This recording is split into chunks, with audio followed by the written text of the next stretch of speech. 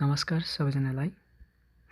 कोलेक्टोर load गर्ने तरिकाहरूमध्ये आज म तपाईहरुलाई ग्लोबल आइएमई को थ्रुबाट कोलेक्टोर लोड गर्ने तरिका सिकाउन लागिरहेको छु।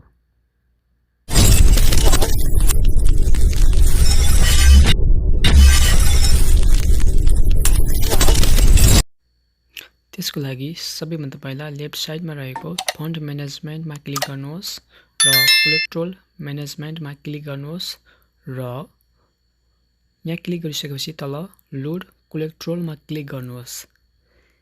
यति गरिसकेपछि यहाँनिर आएर तपाईले बैंकमा सिलेक्ट बैंकमा तपाईले कनेक्ट आईपीएस लाई छोडेर ग्लोबल आईएमई बैंकलाई सिलेक्ट गर्नुहोस्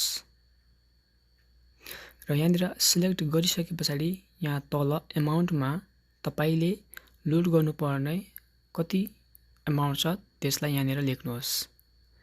मैले चाहिँ यहाँ 3000 लेखे।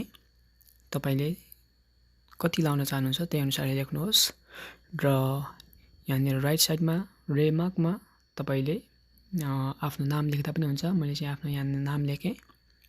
यसरी नाम लेखिसकेपछि यहाँनिर सबमिट लेखेको बक्समा सबमिटमा क्लिक गर्नुहोस् र कन्फर्म सबमिटमा यहाँ तल यसमा क्लिक गर्नुहोस्। यसरी यहाँनिर यसमा क्लिक गरिसकेपछि यहाँनिर यस्तो खालको इन्टरफेस आउँदछ। यहाँनिर ग्लोबल आइएमई बैंकको युजर नेम र पासवर्ड लगाएर लगइनमा क्लिक गर्नुहोस्। यसरी क्लिक गरिसकेपछि यहाँनिर आएर फ्रम अकाउन्ट लेखेको ठाउँमा सिलेक्ट वनमा चाहिँ तपाईको अकाउन्ट नम्बर चाहिँ यहाँनिर हुन्छ। यो अकाउन्ट नम्बरलाई क्लिक गर्नुहोस् र पे लेखेको जुन यहाँ तल छ यहाँनिर चाहिँ क्लिक गर्नुहोस्। यसरी क्लिक गरिसकेपछि आर यु स्योर लेखेको ठाउँ हुन्छ। यहाँनिर ओके गरेर गरिसकेपछि तपाईलाई एउटा इमेल आउँछ। इमेलमा ओटीपी कोड आएको हुन्छ।